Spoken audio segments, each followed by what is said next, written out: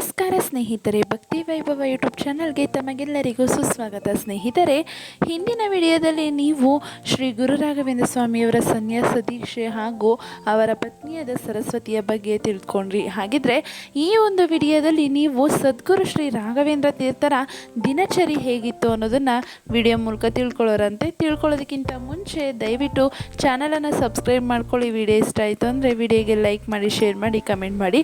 Comment ಬಾಕ್ಸ್ನಲ್ಲಿ ಓಂ ಶ್ರೀ ಗುರು ರಾಘವೇಂದ್ರಾಯ ಸ್ವಾಮಿಯೇ ನಮಃ ಎಂದು ಕಮೆಂಟ್ ಮಾಡಿ.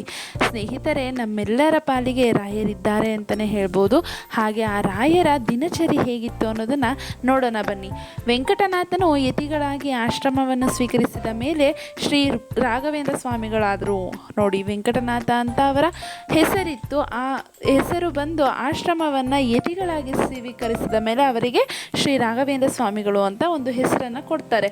ಆಗ ಅವರು ಚಿತ್ಪ್ರಭೆಯು ಮತ್ತಷ್ಟು ಹೊರಸೂಸಿ ಅವರು ದೈವಾಂಶ ಸಂಭೂತರೆಂಬುದನ್ನು ಸ್ಪಷ್ಟವಾಗಿ ತೋರಿಸುತ್ತಿತ್ತು. ನೋಡಿದ್ರಲ್ಲ, ರಾಘವೇಂದ್ರ ಸ್ವಾಮಿಗಳು ಒಂದು ದೈವಾಂಶ ಸಂಭೂತರು ಅಂತ ಒಂದು ಸ್ಪಷ್ಟ ಅಂತ ತೋರಿಸ್ತಾ ಇತ್ತು. ಅವರ ಬಂಗಾರದಂತಹ ಮೈಬಣ್ಣ, ಶಾಂತವಾದ ಮುಖಕಾಂತಿ ಶ್ರೀ ಮೂಲರಾಮನು ಒಲಿದ ಕಾರಣ ಅವರ ಮುಖದಲ್ಲಿದ್ದ ದಿವ್ಯವಾದ ತೇಜಸ್ಸು, ಸೂರ್ಯನಂತೆ ಹೊಳೆಯುತ್ತಿದ್ದ ವಿಶಾಲ ನೇತ್ರಗಳು, ಕಾವಿ ವಸ್ತ್ರಧಾರಿಯಾಗಿ ದಂಡಕಮಂಡುಗಳನ್ನು ಕೈಯಲ್ಲಿ ಹಿಡಿದ ದಿವ್ಯ ಪಾದುಕೆಗಳನ್ನು ಮೆಟ್ಟಿ ತುಳಸಿ ಮಾಲೆಗಳಿಂದ ಅಲಂಕೃತರಾಗಿ ನಡೆದು ಬರುತ್ತಿದ್ದರೆ ನೋಡಿದವರ ಮೈ ರೋಮಾಂಚನಗೊಳ್ಳುತ್ತಿತ್ತು.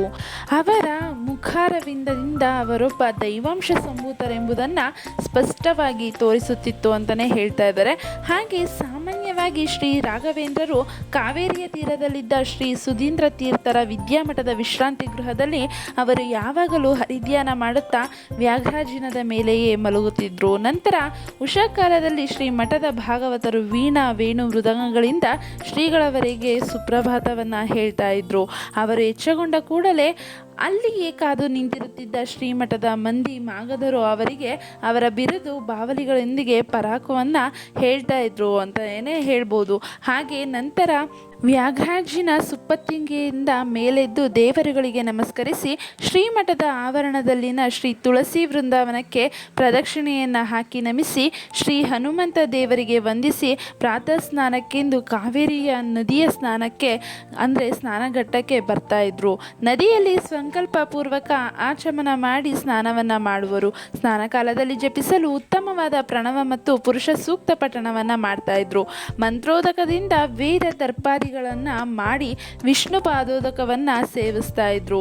ನಂತರ ಗೋಪಿಚಂದನದಿಂದ ದ್ವಾದಶ ನಾಮಗಳನ್ನು, ಪಂಚಮುದ್ರೆಗಳನ್ನು ವಿಧಿವತ್ತಾಗಿ ಧರಿಸುವರು. ಆಗ ಅವರ ಮುಖದಲ್ಲಿ ಕಂಗೊಳಿಸುತ್ತಿದ್ದ ಸಾತ್ವಿಕ ತೇಜಸ್ಸು, ಗಾಂಭೀರ್ಯ ಎಲ್ಲವೂ ಅವರ ಅಲೌಕಿಕ ವ್ಯಕ್ತಿತ್ವವನ್ನು ತೋರುತ್ತಾ ಇದ್ವು. ನೋಡಿದ್ರಲ್ಲ, ರಾಘವೇಂದ್ರ ಸ್ವಾಮಿಯ ದಿನಚರಿ ಹೇಗೆ ಶುರುವಾಗ್ತಿತ್ತು, ಅವರು ಹೇಗೆ ದಿನಚರಿಯನ್ನು ಮಾಡ್ತಾ ಇದ್ರು ಅಂತ.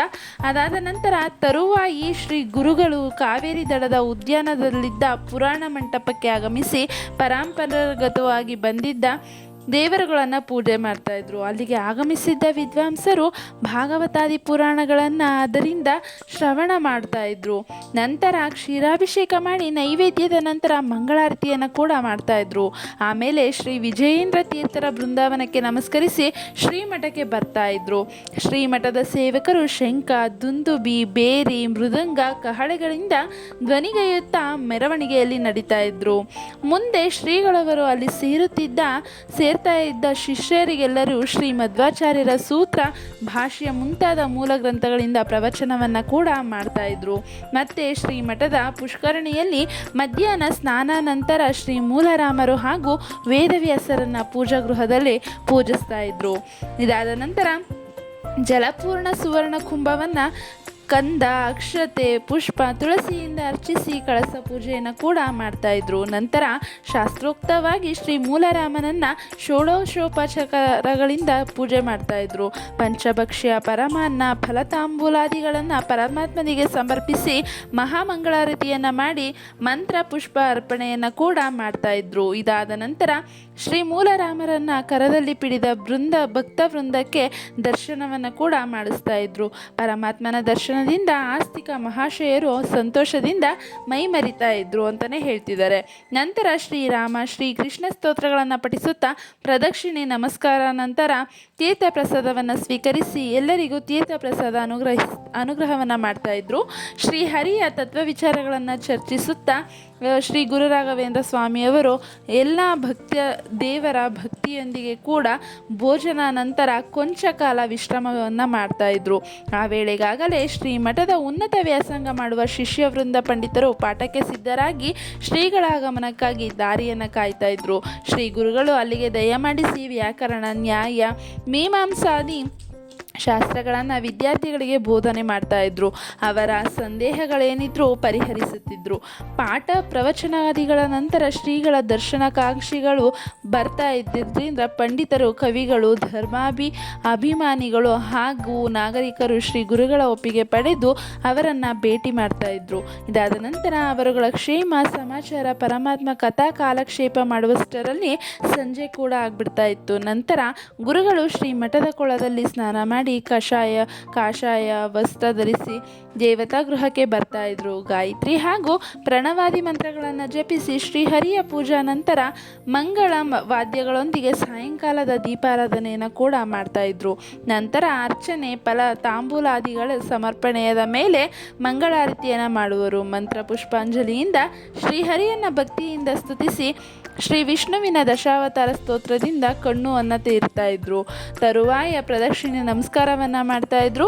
ಶಾಸ್ತ್ರ, ಸಾಹಿತ್ಯ, ಕಲಾರಾಧನೆ, ಉಪನ್ಯಾಸಗಳಲ್ಲಿ ಭಾಗವಹಿಸ್ತಾ ಇದ್ರು. ಮುಂದೆ ವೀಣಾ, ವೇಣು ಮುಂತಾದವುಗಳಲ್ಲಿ ನಿಪುಣರಾದ ಕಲಾವಿದರ ಗೋಷ್ಠಿಗಳಲ್ಲಿ ಭಾಗವಹಿಸಿ ಅವರುಗಳನ್ನು ಎಲ್ಲ ಪ್ರೋತ್ಸಾಹ ಮಾಡ್ತಾ ಇದ್ರು. ಎಲ್ಲರೂ ಫಲಮಂತ್ರಾಕ್ಷತೆ ಸ್ವೀಕರಿಸಿ ತೆರಳುತ್ತಾ ಇದ್ರು. ಶ್ರೀಗಳವರೆಗೂ ನಿದ್ರಿಸಲು ಹೊರಡ್ತಾ ಇದ್ರು.